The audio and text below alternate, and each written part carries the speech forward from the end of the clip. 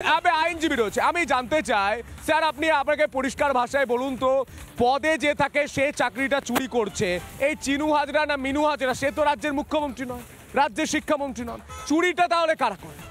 দেখুন, চুরিটা তৃণমূল করেছে। তৃণমূল দোকান খুলে দিনের পর দিন চাকরি বেঁচেছে। জীবন কৃষ্ণ এই চোরটা, যেই চোর কাজকে নিয়ে আসা হচ্ছে, চোরগুলো হলো উদাহরণ। আর আমি পরিষ্কার ভাষা আজকে এখানে একটা কথা বলছি, হ্যাঁ সব চোর তৃণমূল না, কিন্তু সব তৃণমূলই চোর। এই চোর চোর লুটেরা তৃণমূলদের জন্য আজকে শিক্ষকগুলো রাস্তায় বসে রয়েছে। পশ্চিমবঙ্গের শিক্ষাকে, পশ্চিমবঙ্গের মেরুদণ্ডকে কেজি দরে বেঁচেছে তৃণমূল। ওই জন্য নবান্ন থেকে 2026 নবান্নের 14 থেকে সোজা গঙ্গার জলে নিয়ে গিয়ে তৃণমূলকে।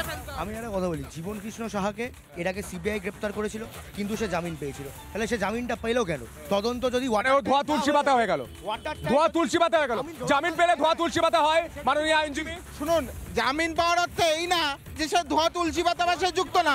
আমরা পরিষ্কার ভাষায় বলছি, শুনুন, দাঁড়ান অত জায়গায় জীবন কৃষ্ণকে সিবিআই না এলে আমরা জানতে পারতাম পার্থ চট্টোপাধ্যায়ের বান্ধবীর খাটের নিচে কোটি কোটি টাকা থাকে, আমরা জানতে পারতাম। একদমই না। দেখো, শুধু জীবন কৃষ্ণ নয়, এই পশ্চিমবঙ্গ জুড়ে তৃণমূলের প্রতিটি বিধায়ক এক একজন জীবন কৃষ্ণ, প্রতিটি বিধায়ক এক একজন পার্থ চট্টোপাধ্যায়, প্রতিটি বিধায়ক এক একজন জ্যোতিপ্রিয় মল্লিক, অনুব্রত, শাহজাহান শেখ। তৃণমূল এদেরকে পুষে রেখেছে ভোট ব্যাংকের জন্য, আর এদেরকে দিয়েই সাধারণ মানুষের শিক্ষকের টাকা লুটে নিচ্ছে তৃণমূল, এবং শিক্ষাকে বেঁচেছে এরা।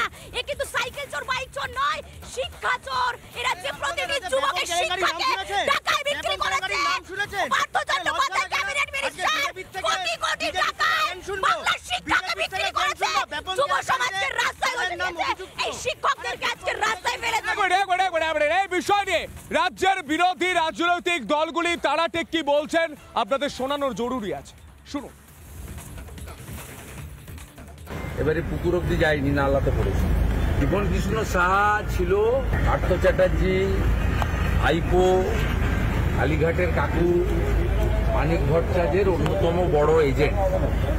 বীরভূম এবং মুর্শিদাবাদ জেলার সমস্ত তালিকা, টাকা তোলা, পৌঁছে দেওয়া, একটা অংশ রাখা, এই কাজটা জীবন কৃষ্ণ সাহা করতেন। জীবন কৃষ্ণ সাহার কাছে থেমে থাকলে হবে না। কান্দি, নবগ্রাম, খড়গ্রাম এইসব এলাকার এমএলএদের দিয়ে তালিকা তৈরি করা, টাকা তোলা এবং সেই লোকেদেরকে টাকার বিনিময়ে চাকরি পাইয়ে দেওয়ার কাজ করেছে। আজকেও কিভাবে ছুটে পালাচ্ছিল সবাই দেখেছে।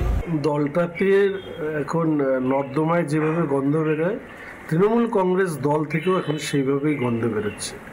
ফলে যা হয়, গন্ধের প্রতি টানে মোবাইলটা নর্দমায় গিয়েছে, কারণ নর্দমা এবং তৃণমূল এই দুটোকে এখন আর আলাদা করা যাচ্ছে না।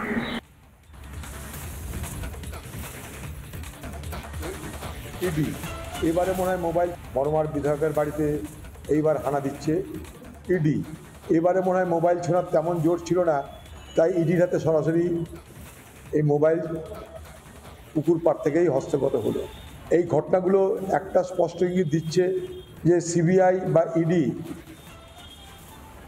তারা তদন্ত করে, হানা দেয়, জিজ্ঞাসাবাদ করে, কিন্তু তার পরিণামে কাজের কাজ কি হচ্ছে এ প্রশ্ন আমাদের থাকছে এবং থাকবে। নানা ধরনের কন্টেন্ট দেখার জন্য লাইক করুন, শেয়ার করুন আমাদের ফেসবুক পেজ, সাবস্ক্রাইব করুন আমাদের ইউটিউব চ্যানেল।